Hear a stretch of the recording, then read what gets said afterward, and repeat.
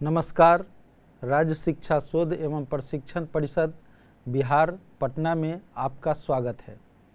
बच्चों, आज हम लोग वर्ग 6 विषय हिंदी अध्याय 7 पिता का पत्र पुत्र के नाम एक पत्र है, इसको देखेंगे।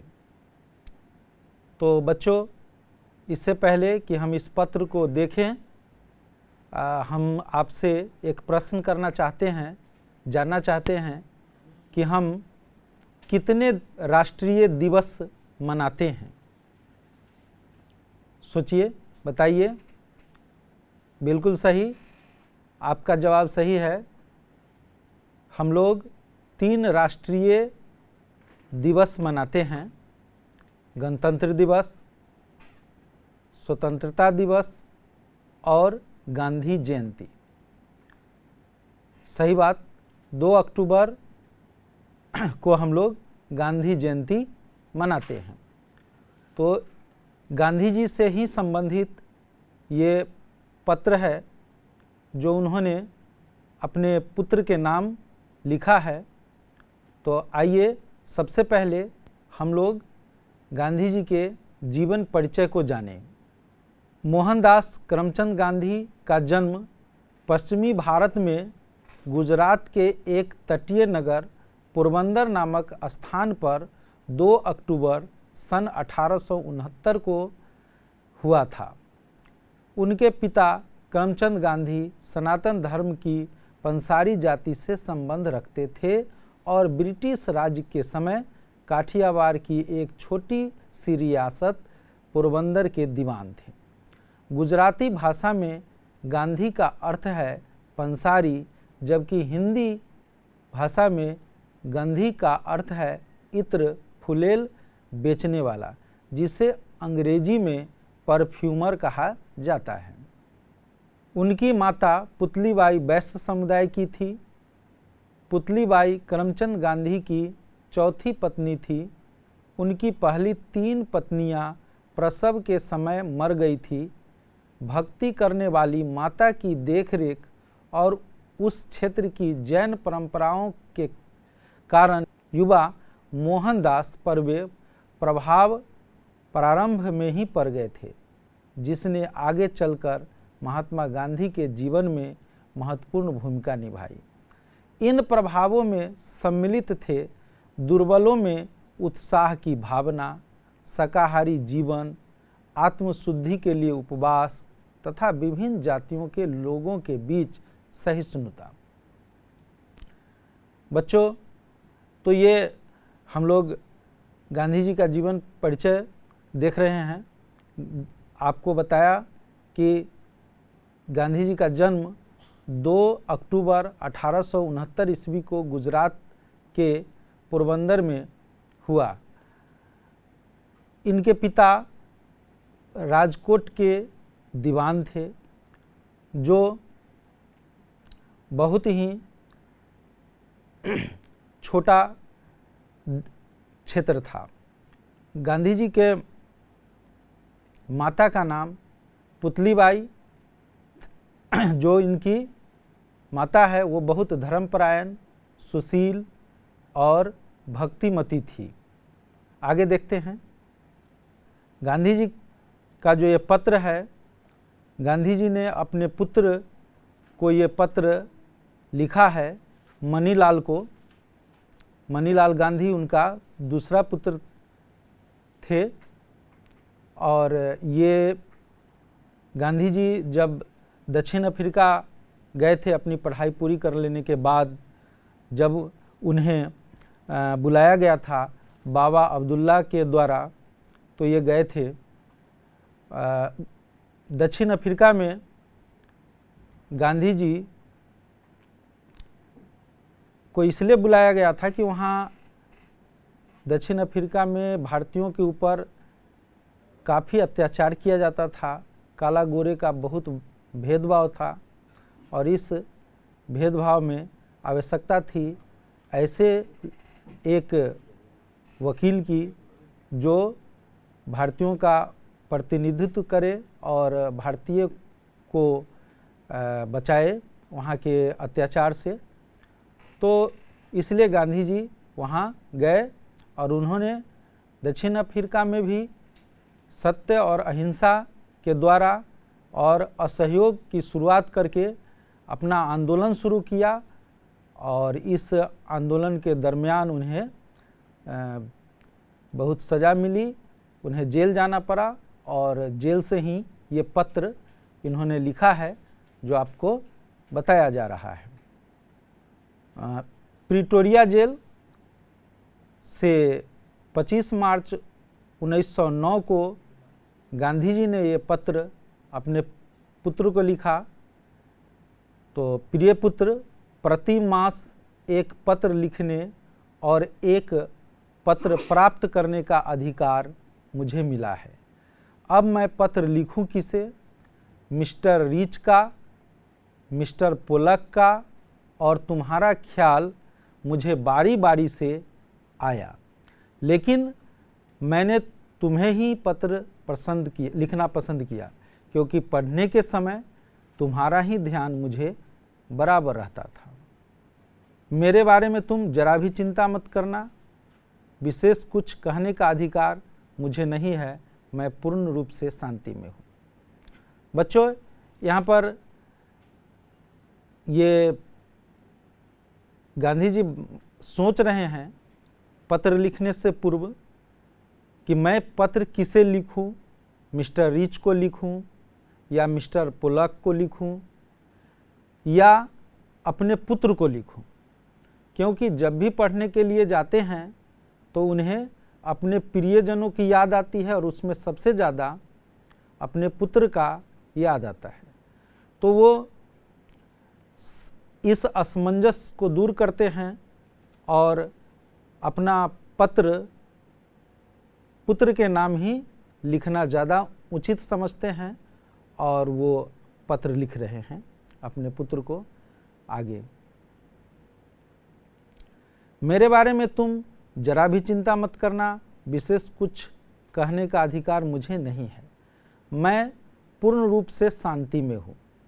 गांधी जी अपने पुत्र को ये बता रहे हैं कि चिंता करने की आवश्यकता नहीं है। वो बिल्कुल जेल में भी शांति रूप में व्यतीत कर रहे हैं। आगे, आशा है कि वाह अच्छी हो गई होगी। गांधी जी लिखते हैं, अच्छा आशा है वाह अच्छी हो गई। यहाँ वाह से मतलब कस्तूरबा गांधी से है, जो उनकी पत्नी थी। मुझे मालूम है कि तुम्हारे कुछ पत्र यहाँ आए हैं, लेकिन वे मुझे नहीं दिए गए। फिर भी डिप्टी गवर्नर की उदारता से मुझे मालूम हुआ कि वाह का स्वास्थ्य सुधर रहा है। क्या वे फिर से चलने फिरने लगी? वाह और तुम लोग सवेरे दूध के साथ साबूदाना बराबर ले रहे होंगे।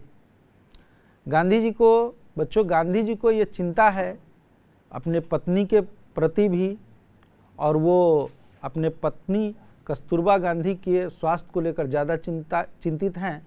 वे सोच रहे हैं कि आशा है कि वो अब चल रही होगी, उनका स्वास्थ्य सुधर रहा होगा।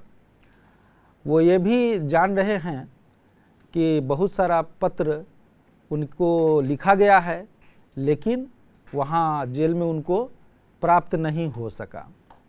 डिप्टी गवर्नर के कुछ कहने पर उनके द्वारा बताया गया कि बा का स्वास्थ्य यानी कस्तूरबा गांधी का स्वास्थ्य सुधर रहा है, और गांधी जी इस पत्र के माध्यम से स्वास्थ्य को ठीक रखने के लिए अपनी पत्नी और बेटे दोनों को ये बताते हैं कि आप लोग दूध के साथ साबूदाना लेते रहना। आगे, और अब कुछ तुम्हारे विषय में कहना चाहूँगा। तुम कैसे हो? तुम पर जो जिम्मेवारी मैंने डाली है, तुम उसका सर्वथा योग्य हो और आनंद से उसे निभा रहे होंगे, मुझे ऐसी आशा है। मैं यह जानता हूँ कि तुम्हें अपनी शिक्षा के प्रति असंतोष है। जेल में मैंने यहाँ खूब पढ़ा है। इससे मैं यह समझता हूँ कि केवल अक्षर ज्ञान ही शिक्षा नहीं है। सच्ची शिक्षा तो चरित्र निर्माण और कर्तव्य का बोध है। तो बच्चों, गांधी जी आगे कहते हैं कि जो भी शिक्षा दिए जाते हैं वो शिक्षा केवल किताबी शिक्षा से बेहतर प्रेम और कर्तव्य का शिक्षा है, जो कि ये पढ़ाई से आगे का है। और इसका बोध गांधी जी को है, इसलिए अपने पुत्र को ये बता रहे हैं कि प्रेम और कर्तव्य का पाठ पढ़ना ज़्यादा उचित है। आगे देखते हैं। यदि यह दृष्टिकोण सही है तो मेरे विचार से तो यह बिल्कुल ठीक है, तो तुम सच्ची शिक्षा प्राप्त कर रहे होंगे। आजकल तुम्हें अपनी बीमार माँ की सेवा का अवसर मिला है। रामदास और देवदास भी तुम संभाल रहे हो। यदि यह काम तुम अच्छी तरह से और आनंद से करते हो तो तुम्हारी आधी शिक्षा तो इसी के द्वारा पूरी हो जाती है। गांधी जी का कहना है कि जो शिक्षा प्रेम का है, सेवा का है, वह शिक्षा सबसे अच्छी शिक्षा है, सबसे ऊपर है। और अपने दो पुत्र के बारे में गांधी जी कह रहे हैं कि उनकी देवदास और रामदास, ये दोनों पुत्र की सेवा जो मनीलाल गांधी द्वारा किया जा रहा है उसको वो बहुत ही बेहतर मानते हैं। और उनका कहना है कि ये सेवा की शिक्षा सर्वोपरि है।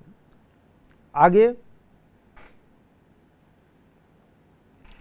उपनिषदों की एक टीका में लिखा है कि प्रथम अर्थात ब्रह्मचर्य आश्रम संन्यास आश्रम के समान है। इसका मुझ पर गहरा प्रभाव पड़ा है। आमोद प्रमोद एक निश्चित आयु तक ही शोभा देते हैं। 12 वर्ष की उम्र के बाद बच्चों को जिम्मेवारी और कर्तव्य का भान होना चाहिए। उन्हें अपने आचार विचार में सत्य और अहिंसा के प्रयोग की चेष्टा करनी चाहिए। और यह वे भार समझकर नहीं करे, बल्कि एक आनंद का अनुभव करते हुए करे। यह आनंद कृत्रिम भी होनी चाहिए। तो बच्चों, यहाँ गांधी जी ब्रह्मचर्य की शिक्षा को उपनिषद की शिक्षा से जोड़ते हैं और वो बताते हैं कि उपनिषद की शिक्षा जो है वही ब्रह्मचर्य की शिक्षा है। और गांधी जी यह बताते हैं कि सत्य और अहिंसा का जो शिक्षा है वो सभी को 12 वर्ष की उम्र से शुरू कर देनी चाहिए, क्योंकि गांधी जी का, जैसा कि आप लोग जानते भी हैं, गांधी जी का सत्य और अहिंसा एक बहुत बड़ा हथियार था, जिसके प्रयोग से ही वो भारत की भी आज़ादी कराई और साउथ अफ्रीका में भी, दक्षिण अफ्रीका में भी अच्छा योगदान दिया। तो सत्य अहिंसा को वो मुख्य अस्त्र बना करके प्रयोग करते थे और यही अपने पुत्र को भी बता रहे हैं। आगे, यह सरल और स्वाभाविक होना चाहिए। मैं जब तुमसे छोटा था तो मुझे स्वयं अपने पिताजी की सेवा में बहुत आनंद मिलता था। 12 वर्ष की आयु के बाद आमोद प्रमोद का बहुत ही कम, बल्कि नहीं के समान ही अवसर मुझे मिला। तो गांधी जी कहते हैं कि यह स्वाभाविक और सरल है। जो सेवा की भावना है वो गांधी जी ने अपने पिता के साथ सेवा करके प्राप्त किया था। और वही चाहते हैं कि हमारे बच्चे में भी सेवा की भावना आए और ये स्वतंत्र रूप से होना चाहिए, अपने इच्छा से होना चाहिए, किसी दबाव में नहीं होना चाहिए। तो आगे, संसार में 3 बातें महत्वपूर्ण है, इसको प्राप्त कर तुम संसार के किसी भी कोने में जाओगे तो अपना निर्वाह कर सकोगे। ये 3 बातें हैं, अपनी आत्मा का, अपने आप का और ईश्वर का सच्चा ज्ञान प्राप्त करना। इसका मतलब यह नहीं कि तुम्हें अक्षर ज्ञान नहीं मिलेगा, वह तो मिलेगा ही, लेकिन तुम उसकी चिंता करो, यह मैं नहीं चाहता। इसलिए इसके लिए तुम्हारे पास अभी बहुत समय है। अक्षर ज्ञान तो इसलिए होता है कि जो कुछ तुम्हें मिला है उसे तुम दूसरों को दे सको। बच्चों, यहाँ गांधी जी संसार में 3 बातों को महत्वपूर्ण बता रहे हैं, एक आत्मा का ज्ञान, एक अपने का ज्ञान और एक ईश्वर के प्रति ज्ञान। तो ये 3 ज्ञान को गांधी जी अपने जीवन में उतारे हैं और चाहते हैं कि बच्चे भी इन ज्ञान को अपने ऊपर प्रयोग करें, उतारे। और इन गांधी जी का ये कहना बिल्कुल नहीं है कि सिर्फ ये तीनों ज्ञान ही उसके लिए काफ़ी है, बल्कि अक्षर का ज्ञान भी जरूरी है। और अक्षर का ज्ञान ये तो संसार में जरूरी इसलिए है कि जो हम सीखते हैं वो दूसरे को प्रयोग में लाते हैं, दूसरों के लिए बताने का काम करते हैं और उसी के माध्यम से हम अपनी बात को रखते हैं। आगे, इतना और याद रखना कि अब से हमें गरीबी में रहना है। जितना अधिक मैं विचार करता हूँ उतना ही अधिक मुझे लगता है कि गरीबी में सुख है। अमीरों के तुलना में गरीबी अधिक सुखद है। खेत में घास निराने और गड्ढे खोदने में पूरा समय देना। भविष्य में हमें अपना जीवन निर्वाह इसी से करना है। मेरी इच्छा है कि अपने परिवार में तुम एक योग्य किसान बनो, सभी औजारों को सदा साफ और सुव्यवस्थित रखो। बच्चों, गांधी जी अमीरी और गरीबी में गरीबी का ही चयन करते हैं। उनका कहना है कि गरीबी ही आदमी को सच्चा इंसान बनाता है। गरीबी और अभाव में जीने की आदत हर लोगों को डालनी चाहिए और इसलिए अमीरी से गरीबी को वो बेहतर समझते हैं। उसके बाद गांधी जी का ये कहना है कि खेत में निराई करना यानी घास के तिनकों को निकालना, गड्ढे को खोदना और खेती करना, ये महत्वपूर्ण चीज़ है जो कि हमें करना चाहिए। हम किसान बनेंगे और किसानी में ही हमें अपना जीवन जीना है। तो बच्चों, यहाँ ये भी है कि भारत हमारा कृषि प्रधान देश है और यहाँ अधिकांश लोग खेती ही करते हैं। तो गांधी जी का विचार है कि हमें खेती ही करके अपने जीवन को यानी आत्मनिर्भर बनाना है। आगे देखते हैं, अक्षर ज्ञान में गणित और संस्कृत पर पूरा ध्यान देना। भविष्य में संस्कृत तुम्हारे लिए उपयोगी सिद्ध होगी। ये दोनों विषय बड़ी उम्र में सीखना कठिन है। संगीत में भी बराबर रुचि रखना। बच्चों, यहाँ गांधी जी अपने पुत्र को ये बताते हैं कि गणित और संस्कृत ये 2 विषय का ज्ञान होना बहुत ज़रूरी है। संस्कृत आपको आगे के तरफ ज़्यादा ले जाएगा और आप इसको सीख करके अच्छा प्रयोग करेंगे। साथ ही गांधी जी का ये कहना है कि बड़ी उम्र में ये 2 विषय नहीं सीखे जा सकते, इसीलिए अभी ही इन दोनों विषय को सीखना आवश्यक है। आगे देखते हैं, हिंदी, गुजराती और अंग्रेजी के चुने हुए भजनों एवं कविताओं का एक संग्रह तैयार करना चाहिए। वर्ष के अंत में तुम्हें अपना यह संग्रह बहुत मूल्यवान प्रतीत होगा।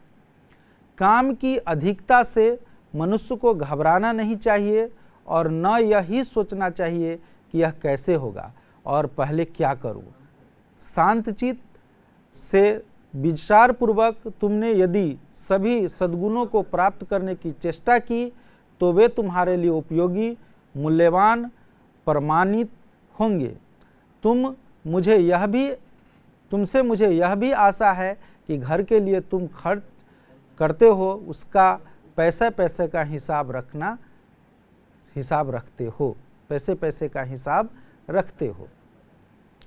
बच्चों, गांधी जी हिंदी, गुजराती और अंग्रेजी के चुने हुए भजनों और कविताओं का संग्रह करने का सलाह देते हैं और गांधी जी का कहना है कि ये संग्रह आगे चलकर बहुत ही मूल्यवान होगा, बहुत काम आएगा। गांधी जी का ये कहना है कि हमें कभी काम के अधिकता से घबराना नहीं चाहिए, क्योंकि काम के अधिकता से घबराने से वो कार्य सफल नहीं हो पाएगा। साथ ही कभी हम अपने काम को कठिन नहीं सोचें, कठिन नहीं समझें और ये कार्य अगर सरलता से करेंगे तो ये हमारे लिए बहुत ही अच्छा, मूल्यवान प्रतीत होगा।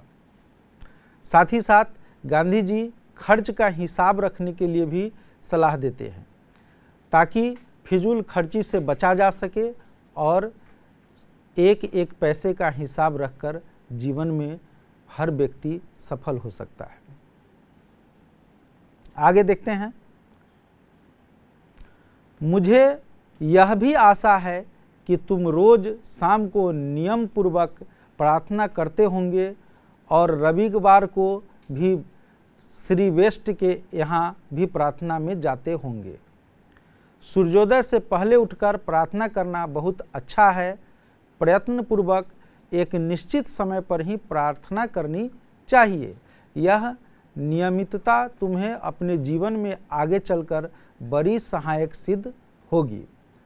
गांधी जी का ये कहना है कि प्रार्थना हर व्यक्ति को करना चाहिए और ये सलाह अपने पुत्र को भी देते हैं कि तुम भी प्रत्येक सुबह सूर्योदय से पहले ही उठकर प्रार्थना करो।